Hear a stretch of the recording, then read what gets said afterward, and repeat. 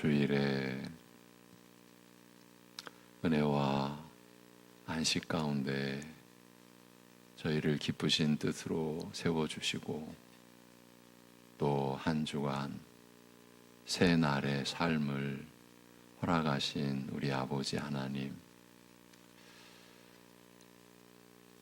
생명도 내 것인 줄로 알았던, 그렇게 무지하기 짝이 없는 저희들을 긍휼히 여겨주신 그 은혜와 사랑으로 오늘도 우리가 하나님을 향하여 살아갈 때에 좌로나 우로나 또 치우치려는 우리의 마음과 생각을 붙잡아 주시고, 또 세상과 또 자기 자신 안으로 빠지려는 허물 속에서, 연약함 속에서 저희를 붙들어 주시고, 오직 주님의 뜻을 생각하고 구하면서 우리가 어떤 상황과 처지에 있든지 우리가 하나님의 사람으로, 하나님의 자녀로 살아가는 것임을 감사히 여기며 이 한 주간 이 날을 살게 하여 주시옵소서. 예수님의 이름으로 기도하옵나이다. 아멘. 로마서 6장 7절에서 11절입니다.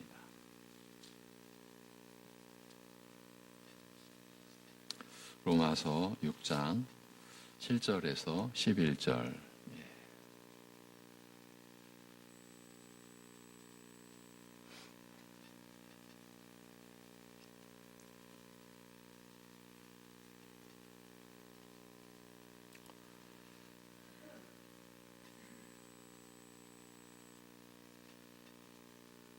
로마서 6장 7절에서 11절입니다.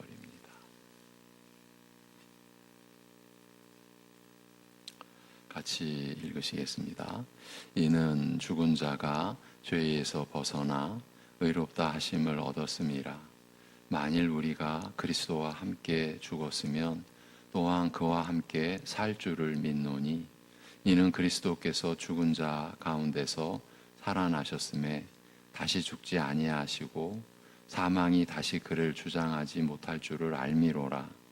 그가 죽으심은 죄에 대하여 단번에 죽으시며 그가 살아계심은 하나님께 대하여 살아계심이니, 이와 같이 너희도 너희 자신을 죄에 대하여는 죽은 자요 그리스도 예수 안에서 하나님께 대하여는 살아있는 자로 여길지어다. 아멘. 지난주 나눈 그 내용 중에 중요한 요점 부분을 다시 보고 가겠습니다. 단순히 복습을 하려는 뜻이 아니라 우리의 마음에 새겼으면 하는 그런 바람을 갖고 이렇게 나누는 것입니다. 진정으로 그래야 하기 때문입니다. 새 생명을 지닌 새 사람으로 살아야 하니까요. 우리의 옛사람이 함께 십자가에 못 박힌 것은 죄의 몸이 무력하게 되어 우리가 더 이상 죄에게 종노릇하지 않으려 함이라.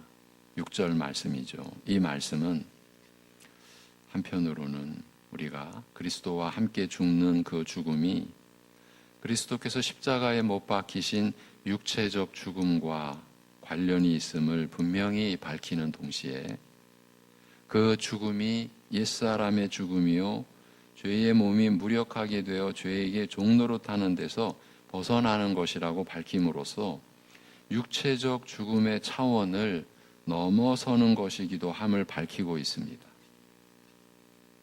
만일 죽음과 생명을 심장이 멎거나 뛰거나 하는 등 이런 육적 차원의 것으로만 이해할 경우 이런 말씀, 이런 내용은 이해 불가능한 것이 될 것입니다. 죽음과 생명을 성경이 말하는 대로 그렇게 깊고 포괄적인 뜻으로 이해한다면 로마서의 내용을 우리는 훨씬 더 폭넓은 시각에서 바라볼 수 있을 것이고, 그 말씀을 우리에게 주신 그 하나님의 뜻을 우리가 좀 더 가깝게 또 제대로 우리가 받아들일 수 있을 것입니다.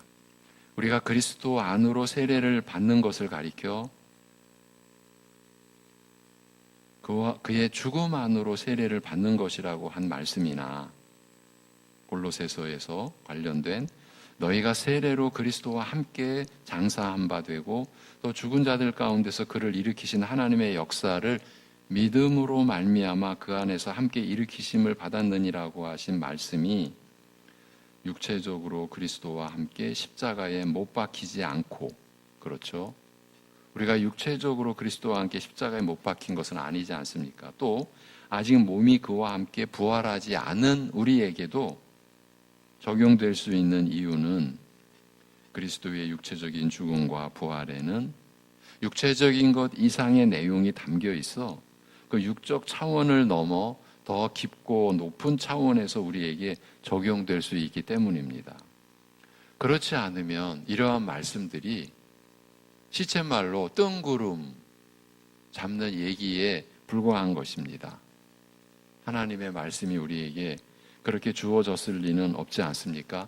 그런데 우리의 연약하고 무지한 그런 입장에서는 우리는 말씀을 그렇게 그냥 넘어가는 그런 우리들 아닙니까?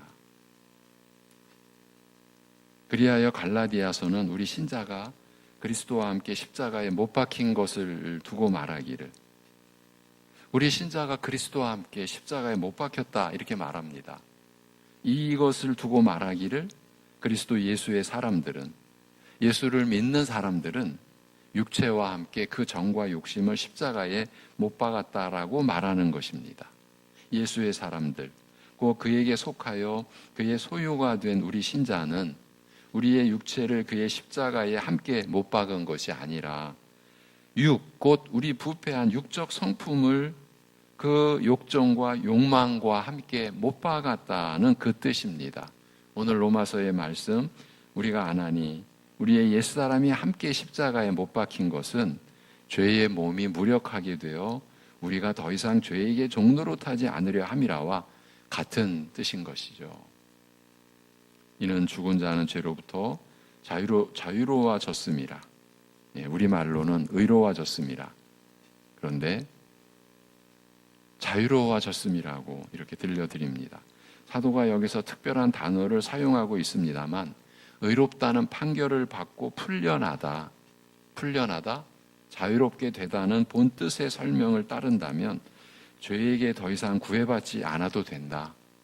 죄가 더 이상 우리를 얽매거나 구속할 근거가 없다는 뜻으로 볼 수 있을 것입니다. 이 말씀은 죄값을 치르신 그리스도의 죽음에 함께 참여함으로써 죄의 책임과 정죄로부터 자유하게 된 것만 뜻하는 것은 아닙니다.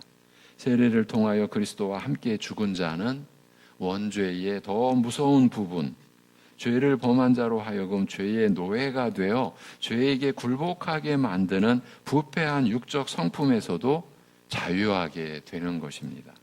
이를 두고 곧 부패한 육적 성품을 그 욕망과 함께, 그 욕정과 함께 십자가에 못 박았다. 갈라디아서에서는 이렇게 말하는 것입니다. 우리가 만일 그리스도와 함께 죽었다면 우리 역시 그와 함께 살 줄을 믿노라고 말한 다음 본문 8절입니다. 그리스도께서 죽은 자들 가운데서 살림 받으신 후 더 이상 죽지 아니하시고 죽음이 더 이상 그를 지배하지 아니한다라고 밝히면서 이 새 생명에 대하여 밝히기를 그가 죽으신 것은 죄에 대하여 단번에 죽으신 것이며 그가 사시는 것은 하나님을 향하여 사시는 것이라고 한 것에 주목할 필요가 있다고 말씀드렸습니다. 그리스도의 죽음과 그 죽음에서 살림받으신 생명의 본질이 무엇인지 한마디로 밝힌 말씀이기 때문입니다. 죄에 대하여 단번에 죽으셨다 이렇게 말합니다. 단번에라는 말은 단번에 철저하고 확실하게, 그러니까 더 이상 손을 댈 필요가 없게라는 뜻입니다. 예수님께서는 그의 죽음으로 죄를 이렇게 철저하고 완벽하게 그리고 확실하게 처리해 버리신 것입니다. 문제는 우리가 이렇게 받아들이지를 못하고 이렇게 실질적으로 믿지 못하는 데에 있는 것이죠. 그리스도께서 죽으신 것은 죄에 대하여 단번에 죽으신 것이라고 한 말에 담긴 내용, 얼마나 넓고 깊은 내용이겠습니까? 자신의 죽음으로 죄값을 치르심으로써 죄의 모든 요구를 무력하고 무의미하게 만들어 버리셨습니다. 지금 이 표현은 골로새서 2장 14절의 내용을 풀어드린 겁니다. 그리스도께서 자신의 죽음으로 누구를 위한 죽음입니까? 우리를 위한 죽음이시죠. 예수님 자신은 죄가 없으신데 우리의 죄로 죽으신 것 아닙니까? 그 죽음으로 죄값을 치르심으로써 주님의 죄값이 아니라 우리의 죄값을 치르신 것이죠. 그래서 그 죄의 모든 요구를 무력하고 무의미하게 만들어 버리셨습니다. 바로 그 구속에 의해 죄인으로 하여금 죄의 모든 책임과 형벌에서 벗어나게 하셨습니다. 영원한 하나님의 진노 아래에서 받을 지옥 형벌에서 우리는 벗어나게 된 겁니다.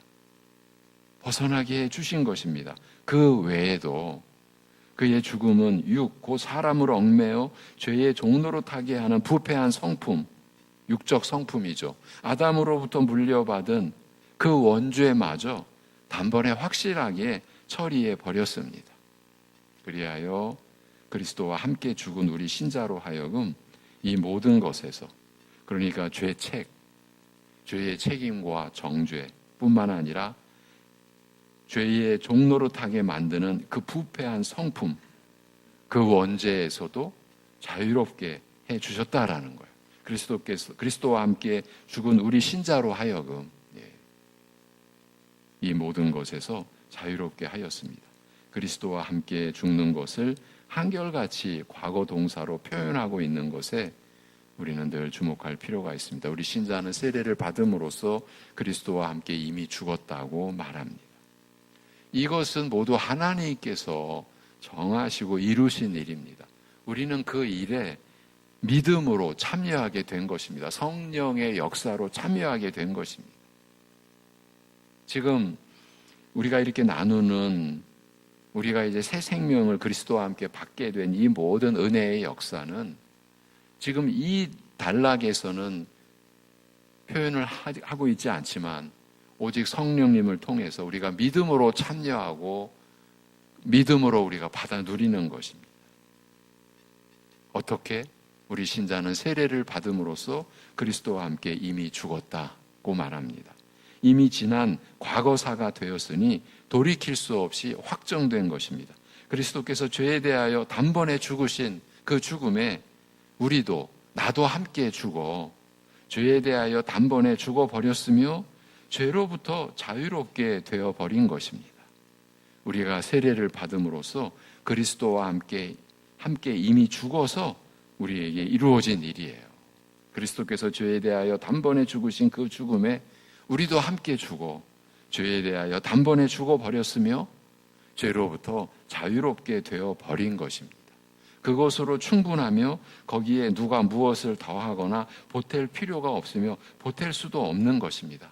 우리가 뭘 보태기에 신앙생활 하는 게 아닙니다. 죄로부터 자유로움이 이렇게 완전히 이루어진 그 상태를 누리는 것이 신앙생활입니다.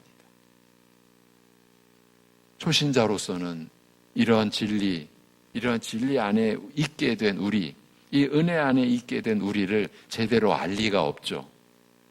하나님의 말씀을 이제 대하고 성령께서 그 말씀을 풀어주시는 가운데 믿음이 자라면서 이렇게 우리가 되었구나, 이렇게 죄로부터 자유롭게 되어버렸구나, 이것을 우리가 확신하게 되고 그 은혜를 누리게 되는 것이죠. 죄로부터 자유로움이 이렇게 확실하고 든든한 것입니다. 그런데 신앙생활 내내 이러한 하나님이 우리에게 베풀어 주신 은혜의 실질적인 내용, 그 실체의 내용에 대해서 우리가 모르고 있다면 여러분 스스로가 한번 생각을 해보십시오. 이게 누구의 책임입니까? 그리고 이러한 내용을 모른 채 여전히 마치 내가 죄값을 지불하듯 신앙생활하고 있다면 어떻게 해야 되는 겁니까? 저는 이러한 문제의식을 가지고 로마서 6장을 여러분과 함께 나누는 겁니다. 저희 교회에서만 한두 번 본 구절이 아닙니다. 그런데도 왜 또 봅니까? 여전히 우리는 모르고 있으니까. 마치 죄사함 받은 것도 내 실력인 것처럼, 그러니까 우리가 교만해지고 마치 자랑할 것이 있는 것처럼 행세하고 있는 게 우리 모습이니까.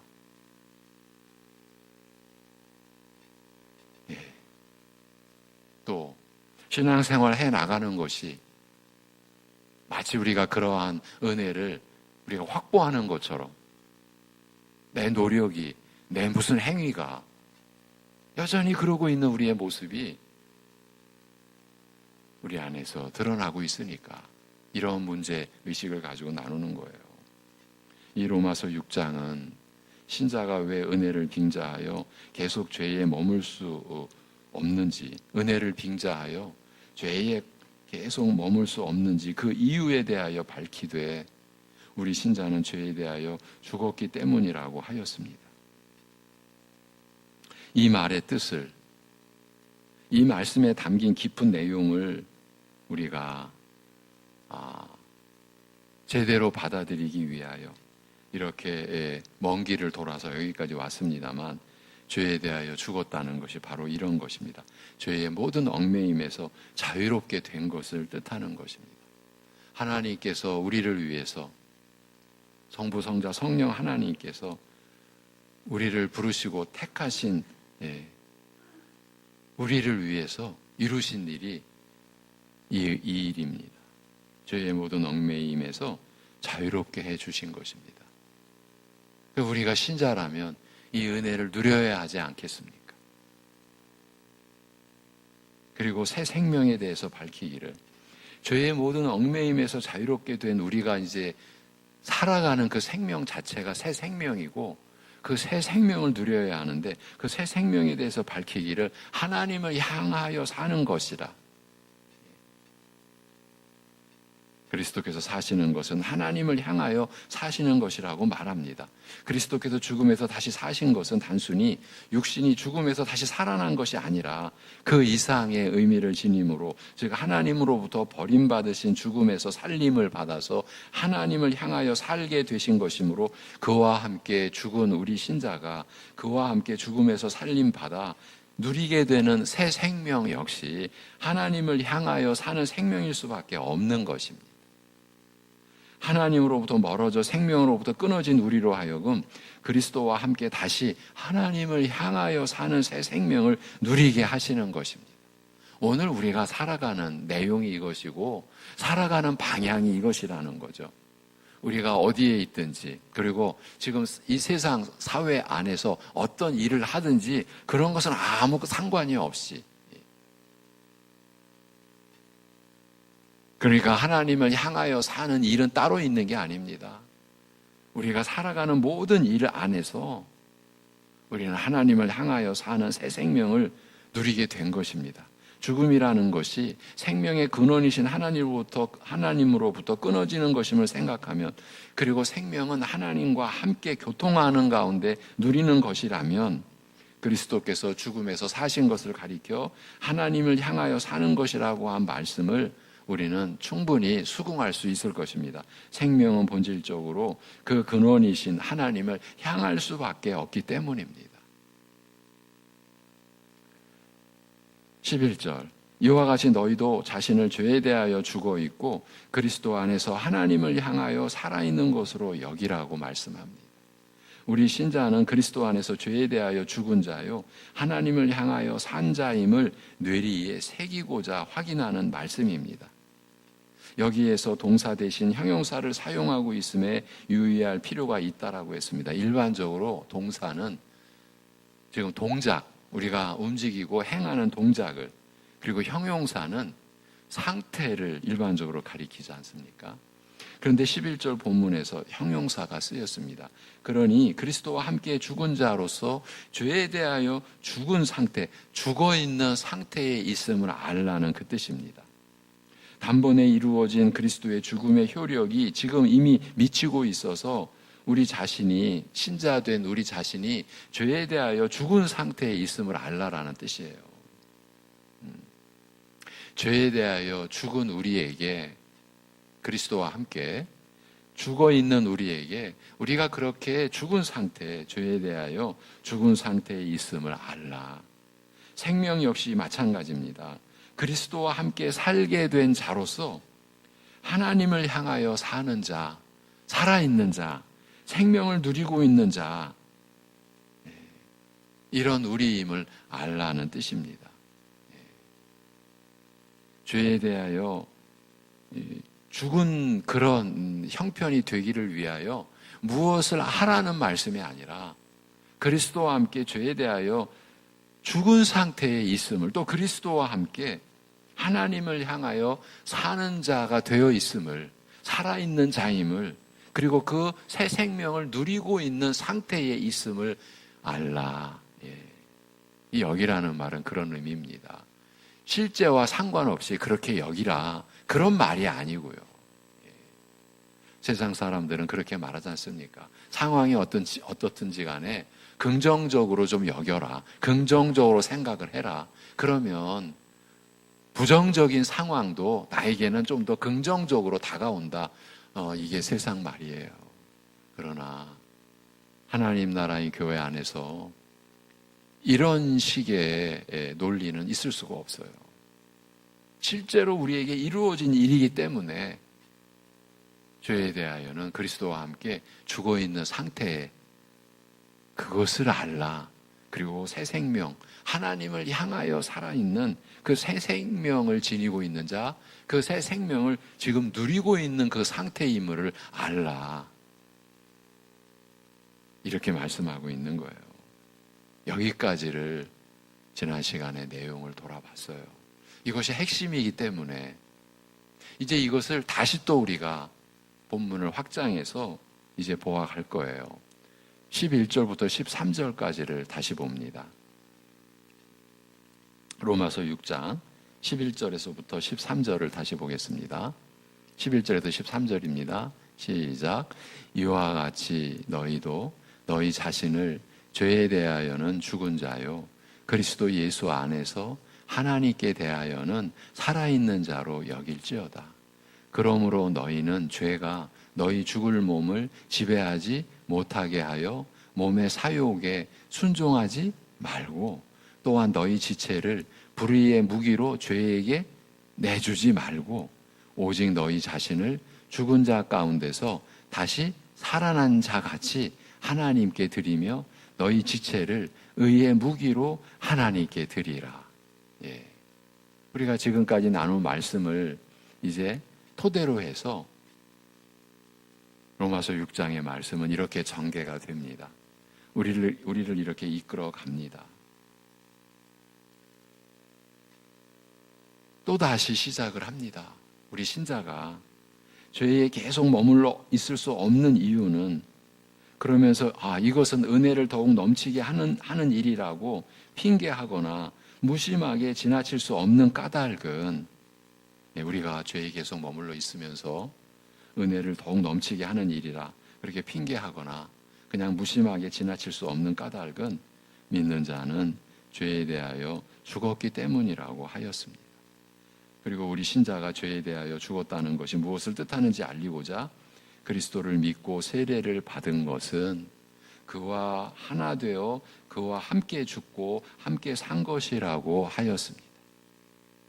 우리 세례받은 우리 신자들은 나는 그리스도와 함께 죽고 그리스도와 함께 산 것이다라는 이러한 신앙 고백이 우리 안에서 일어나야 한다라는 거죠. 이게 억지로가 아니라 우리 안에서 우리가 받은 은혜고 누리고 있는 상태니까 이 고백이 있어야 한다는 겁니다. 먼저 그래서 우리가 그리스도와 함께 죽는 그 죽음에 대하여 설명하되, 우리의 옛사람이 그와 함께 십자가에 못 박힘으로써 지금 우리 육체가 그리스도와 함께 십자가에 못 박힌 것이 아니지 않습니까? 그런데 우리가 그리스도와 함께 십자가에 못 박혀 죽었다라고 하는 그 의미는 뭐냐? 그 내용은 뭐냐? 우리 옛사람이 그와 함께 십자가에 못 박힘으로써 그래서 죄의 몸이 무력하게 되어 더 이상 죄에게 종노릇하지 않게 되었다. 바로 그것을 말하는 것이라는 거죠.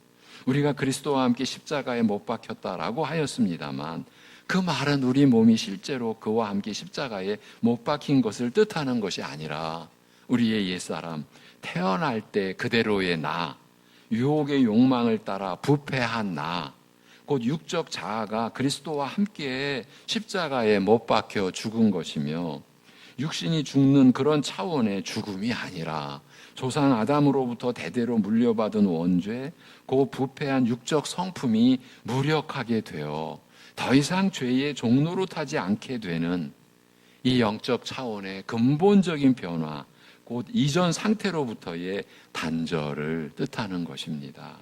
이를 두고 말하기를 그리스도와 함께 이런 죽음을 죽은 자는 죄로부터 자유롭게 되었다. 죄의 얽매임에서 벗어나 자유롭게 되었다.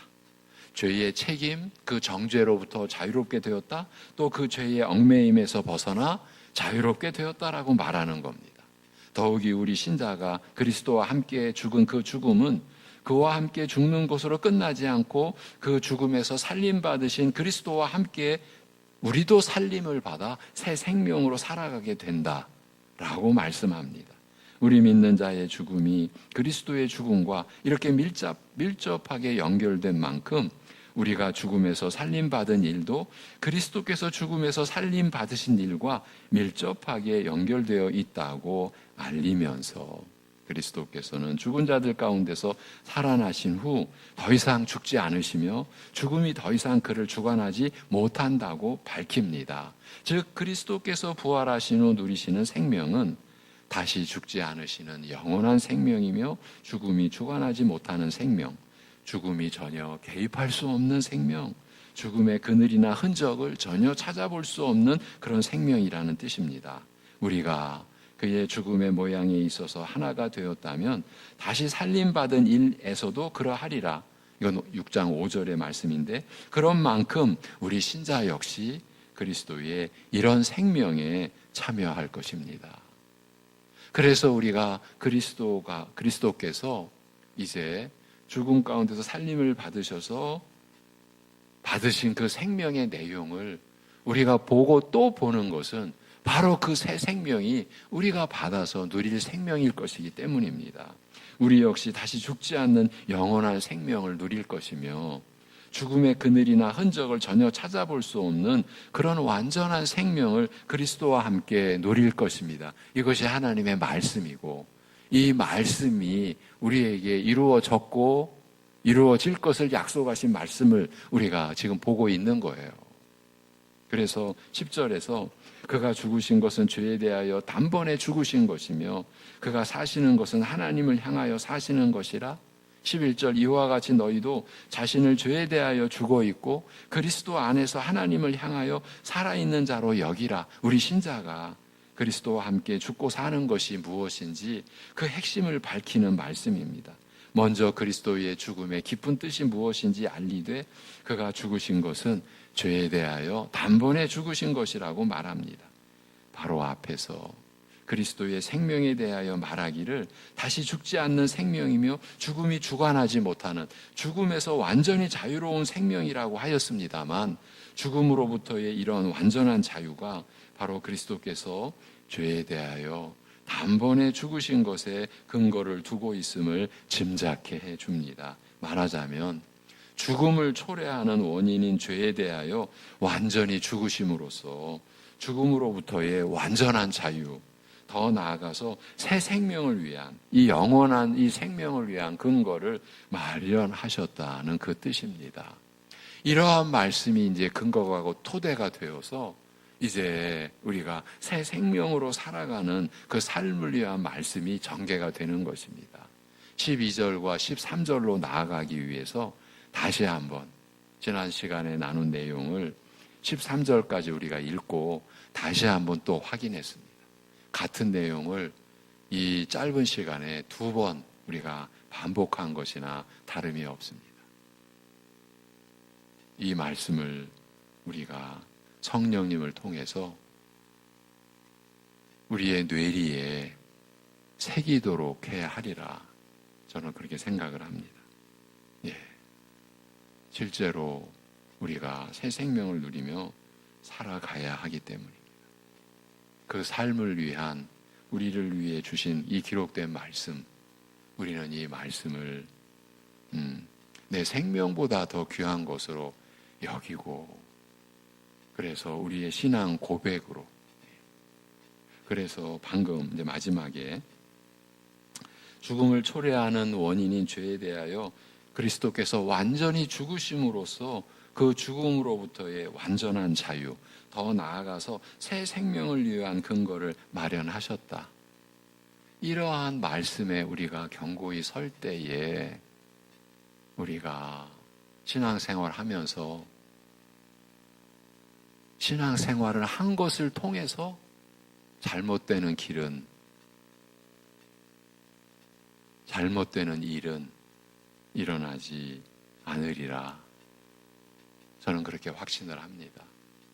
무슨 말입니까? 여러분, 신앙생활 하면서 교만해져서는 안 됩니다. 다른 사람을 그렇게 가볍게 무시해서는 안 됩니다. 근데 우리가 그러고 있지 않습니까?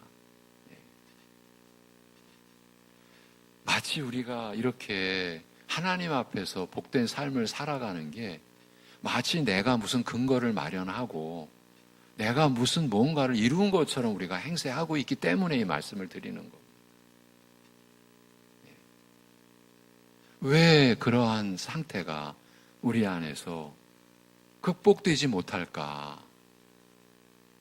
왜 우리가 그리스도의 온유함과 겸손함으로 우리가 변화가 되어야 되고 그리스도를 닮아가야 한다라고 하는 그 말씀이 왜 우리에게서는 실체가 안 될까?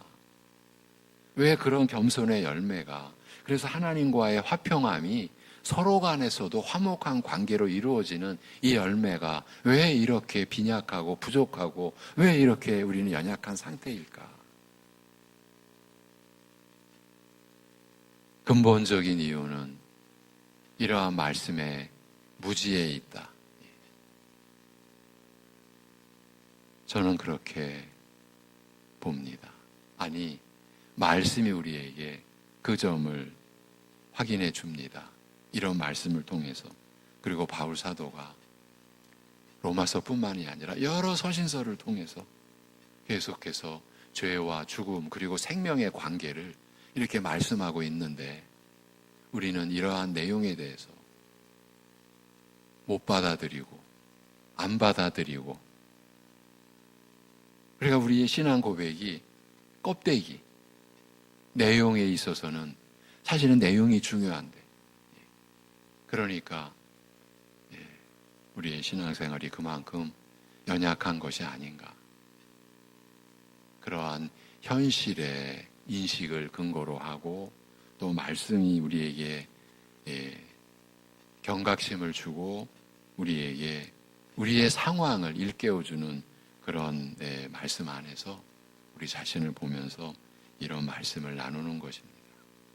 내일 이제 13절까지의 말씀을 오늘 우리가 나눈 내용을 토대로 앞으로 좀 나아가도록 하겠습니다. 기도하겠습니다. 하나님 아버지,